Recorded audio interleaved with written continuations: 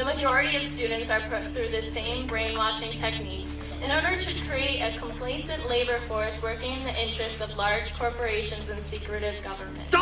And worst of all, they are completely unaware of it. H.L. Mencken wrote in the American Mercury for April 1924 that the aim of public education is not to fill the young of this species with knowledge and awaken their intelligence. Nothing could be further from the truth. The aim is simply to reduce as many individuals as possible to the same safe level, to breed and train a standardized citizenry, to put down dissent and originality. That is the aim in the United States. To illustrate this idea, doesn't it perturb you to learn about the idea of critical thinking? Is there really such a thing as uncritically thinking? To think is to process information in order to form an opinion. But if we are not critical when processing this information, are we really thinking? Or are we mindlessly accepting other opinions as truth? The lack of a real student government, combined with the authoritative attitude that a few teachers, administrators, and board members have, prevents students from truly developing as leaders. I would like to describe to you as honestly as I can how it is I came to represent our graduating class on this occasion as its valedictorian. At each time that I say I will work harder, you say that it will take me longer. Why do you say that? Replied the master, when you have one eye on the goal, you only have one eye on the path. This is the dilemma that I face within the American public education system. We are so focused on a goal, whether it be passing a test or graduating as first in the class. However, in this way, we do not really learn at our fullest. We do whatever it takes to achieve our original objective. Some of you may be thinking, well, if you pass a test or become valedictorian, didn't you learn something? Well, yes, you learned something, but not all that you could have. Perhaps you only learned how to memorize names, places, and dates to later on forget in order to clear your mind for the next test. School is not all that it can be. Right now, it's a place for most people to determine that their goal out is to get out as soon as possible. I'm now accomplishing that goal. I am graduating. I should look at this as a positive experience, especially being at the top of my class. However, in retrospect, I cannot say that I'm any more intelligent than my peers. I can attest that I am only the best at doing what I'm told. Hopefully, this will change. Hopefully, for the sake of future students, more people in this school who do not do so already.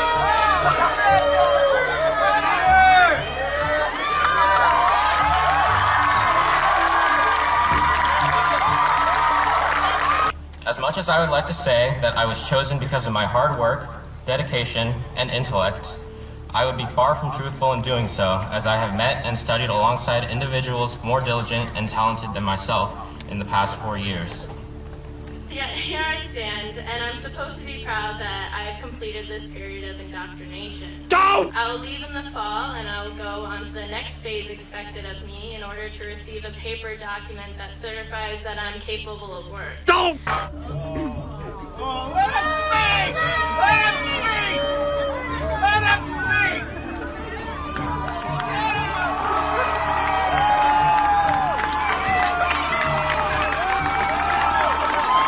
For generations, we have known of knowledge's infinite power, yet somehow we have never questioned the keeper of the keys, the guardians of information. Unfortunately, I've seen more dividing and conquering in this order of operations, a heinous miscalculation of reality. For some, the only difference between a classroom and a plantation is time. 4.63. This 3-digit number is the reason I stand before you today. But what does it really mean? My GPA is just an artificial number meant to measure my academic prowess, as determined by what grades I earned and what classes I took. However, GPA among students equally able to earn A grades in all of their courses is dependent solely upon the number of weighted courses versus the number of unweighted courses the student took, not accounting for extracurricular involvement, social awareness, or even how much was learned. But I contest that I'm a human being, not just a worker. I'm a thinker, an adventurer. A worker is someone who is trapped within repetition, a slave of the system set up before him. But now I have successfully shown that I was the best slave. How many times Must we be made to feel like quotas, like tokens and coined phrases, diversity, inclusion? There are days I feel like one, like only, a lonely blossom in a briar patch of broken promises, but hey, I've always been a thorn in the side of injustice. Disruptive, talkative, a distraction with a passion that transcends the confines of my own consciousness. The system, imposed upon us by tradition, has separated true education from academic achievement, where one can now be accomplished without the other. High school academics are a game that the players must learn to beat in order to climb the leaderboards of class rank. The most successful players, as dictated by our ranks, learn the ways in and around the system and choose their courses accordingly. GPA has become like currency in a game of Monopoly, in which the players who chance upon the right tiles or construct the right schedules earn more, while others inevitably end up with less. No matter what, someone wins the game while the rest stand defeated. I did what I was told to the extreme. While others sat in class and doodled to later become great artists, I sat in class to take notes to become a great test taker. While others would come to class without their homework done because they were reading about an interest of theirs, I never missed an assignment. Beyond your curriculum, beyond your standards, I stand here, a manifestation of love and pain, with veins pumping revolution. I am the strange fruit that grew too ripe for the poplar tree. I am a dream act, dream deferred, incarnate, and a movement, an amalgam of memories America would care to forget. My past alone won't allow me to sit still, so my body, like my mind, cannot be contained. As educators, rather than raising your voices over the rustling of our chains, take them off, uncuff us, unencumbered by the lumbering weight of poverty and privilege, policy and ignorance. School has instilled the same spirit of competition within its participants, diminishing its original purpose, to educate citizens for the future.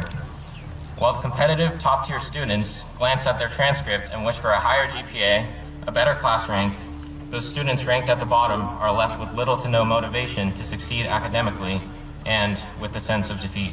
So I wonder, why did I even want this position? Sure, I earned it, but what will come of it? When I leave educational institutionalism, will I be successful or forever lost? I have no clue about what I want to do with my life. I have no interest because I saw every subject as a study, as work, and I excelled at every subject just for the purpose of excelling and not learning. And quite frankly, I'm very scared. I see the same twinkle that guided Harriet to freedom. I see them. Beneath their mask and their mischief exists an authentic frustration and enslavement to your standardized assessments. At the core, none of us were meant to be common. We were born to be comets, darting across space and time, leaving our mark as we crash into everything. A crater is a reminder that something amazing happened right here. An indelible impact that shook up the world. Are we not astronomers searching for the next shooting star? These points bring me back to my original question of why it is I who was chosen to represent you on this occasion. I climbed the ladder of class rank to the top because I failed to participate in activities such as athletics, band, speech and debate, and journalism that ironically would have decreased my GPA, while I watched my peers become involved and accomplished and improve as human beings. It is for this reason I confess that I don't believe I am qualified to represent my graduating class. John Taylor Gatto, a retired school teacher and activist critical of compulsory schooling, asserts, "We could encourage the best qualities of youthfulness, curiosity, adventure, resilience, the capacity for surprising insight simply by being more flexible about time, texts, and tests, by introducing kids into truly competent adults, and by giving each student what autonomy he or she needs in order to take a risk every now and then." But we don't do that. Between these cinder block walls, we are all expected to be the same. We are trained to ace every standardized test, and those who deviate and see light through a different lens are worthless to the scheme of public education, and therefore viewed with contempt. I teach in hopes of turning content into rocket ships, tribulations into telescopes, so a child can see their true potential from right where they stand. And injustice is telling them they are stars without acknowledging the night that surrounds them. Injustice is telling them education is the key, while you continue to change the locks. Education is no equalizer.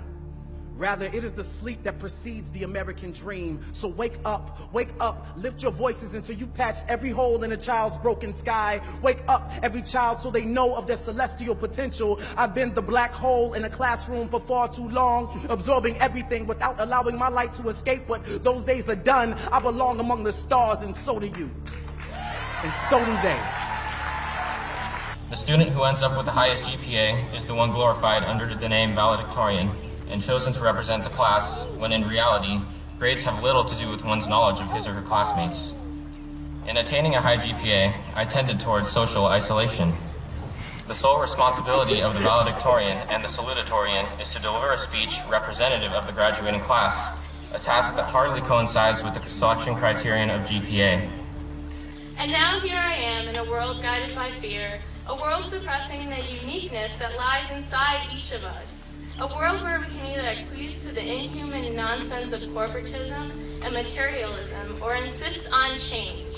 We are not enlivened by an educational system that clandestinely sets us up for jobs that could be automated, for work that need not be done, for enslavement without fervency for meaningful achievement. We have no choices in life when money is our motivational force. Our motivational force ought to be passion. But this is lost from the moment we step into a system that trains us rather than inspires us.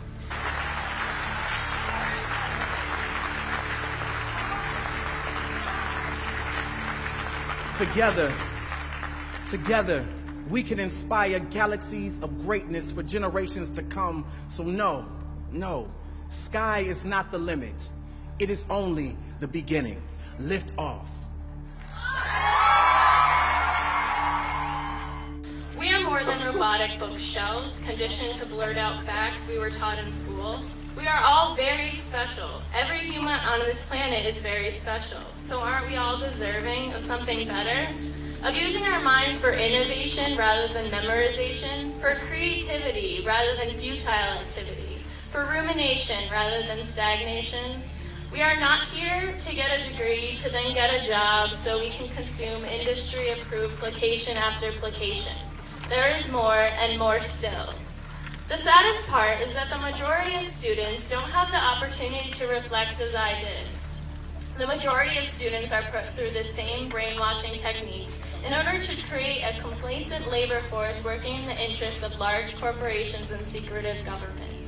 And worst of all, they are completely unaware of it.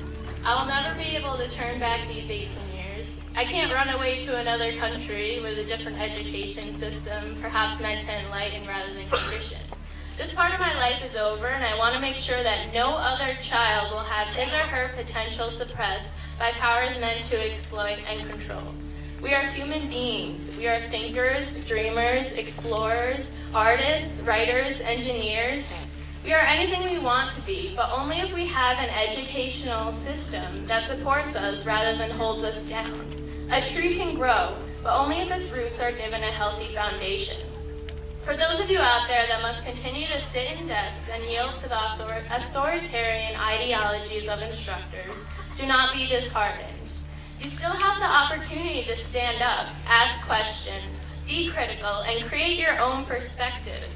Demand a setting that will provide you with intellectual capabilities that allow you to expand your mind instead of directing it. Demand that you be interested in class. Demand that the excuse, "you have to learn this for the test," is not good enough for you.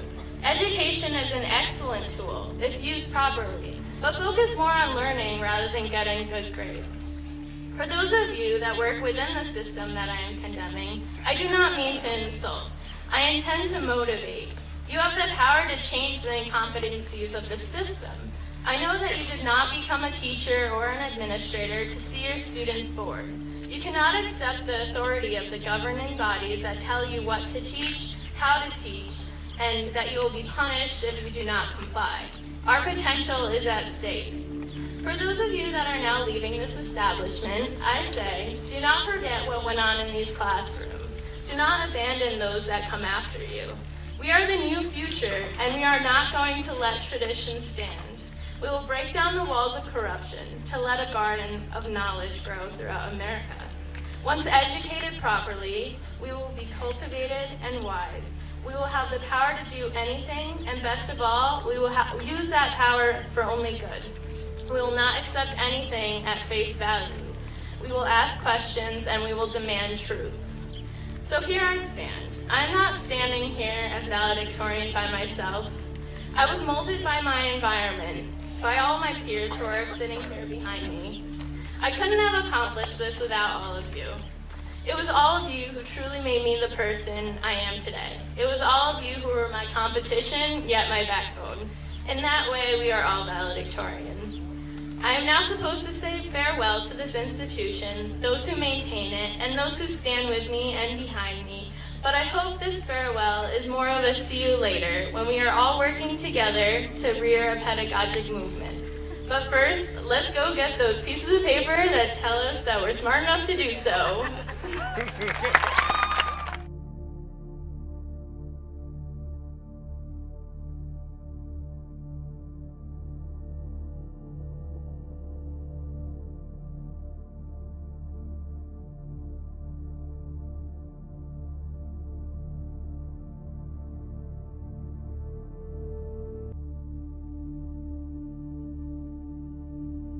Guys, thanks for watching.